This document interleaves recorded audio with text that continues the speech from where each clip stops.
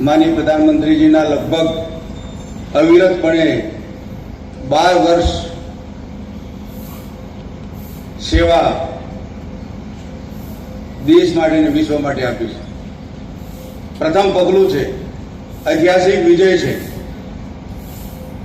कि त्रीजी वखत माननीय प्रधानमंत्री जी अपना देशना प्रधानमंत्री तरीके विराजमान थया छे।